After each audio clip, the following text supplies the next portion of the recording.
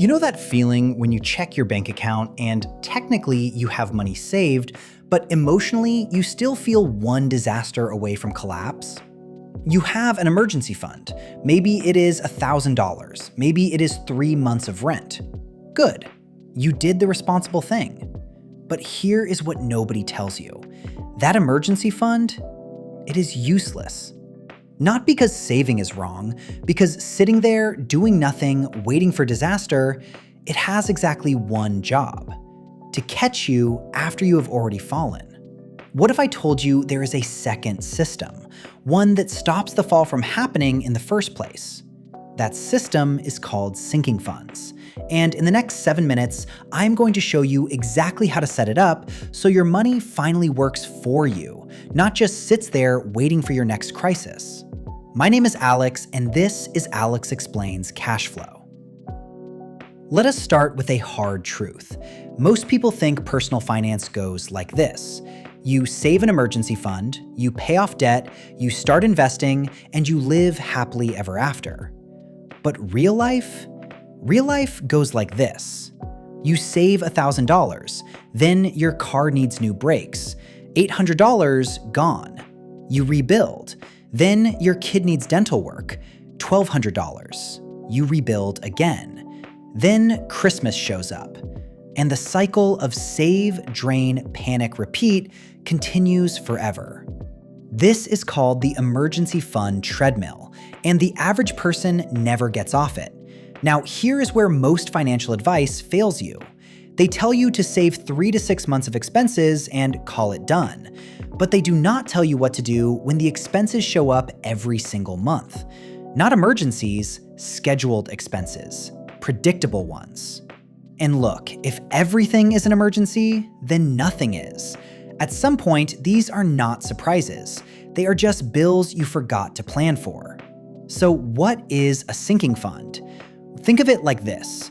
Your emergency fund is a hospital. It treats you after you are already hurt. The sinking fund is a vaccine. It prevents the illness before it arrives. A sinking fund is simply a separate bucket of money you set aside every month for a specific, predictable future expense. And here is the part that changes everything. Let me repeat this because it is crucial. The expense does not have to be this month. It does not even have to be this year, but you know it is coming. Car insurance renewal in 6 months? Sinking fund. Vacation next summer? Sinking fund. Your phone will eventually crack. Your laptop will eventually die. Your roof will eventually leak.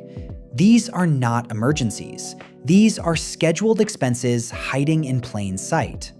The name sinking comes from the Old English term, to sink a debt slowly, deliberately, until it disappears. You take a big, scary number and you break it into small, boring monthly pieces until it is no longer scary. Let me show you the exact system I use. 5 buckets, no more, no less. Bucket 1, car, tires, brakes, registration, insurance payments. If you own a car, this bucket is not optional. The average car costs $1,200 a year in maintenance alone. That is not an emergency. That is math. Bucket 2, home, repairs, appliance replacements, annual maintenance. Even if you rent, you still have furniture, deposits, moves, things that cost real money on a predictable timeline. Bucket 3, health. Dental work, new glasses, the deductible on your insurance, that specialist visit you have been putting off. Medical expenses are the #1 cause of debt in this country, and most of them are not sudden. They are neglected. Bucket 4, celebrations. Birthdays, holidays, anniversaries, weddings. These arrive on the exact same date every single year. Why do they still catch us off guard? Bucket 5, freedom. This is the one nobody talks about. A vacation, a course, a new hobby, something that is just for you. Because a financial system that does not include joy is a system that fails. 5 buckets. That is it.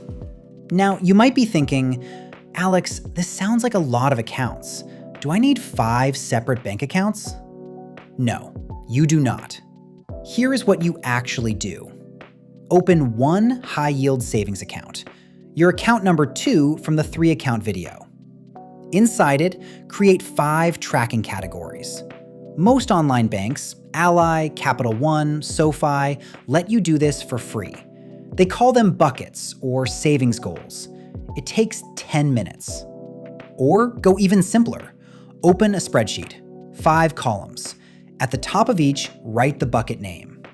Every month, log what you added. Here is the math that makes it work. Let us say you put $50 a month into your car bucket. That is $600 a year.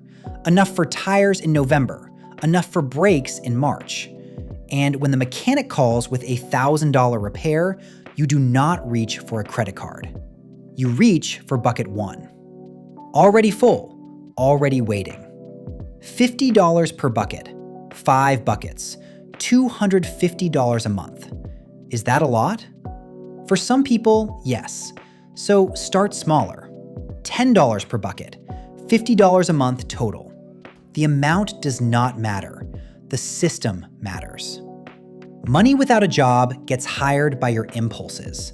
Sinking funds give your money a permanent job, protecting you from your own future.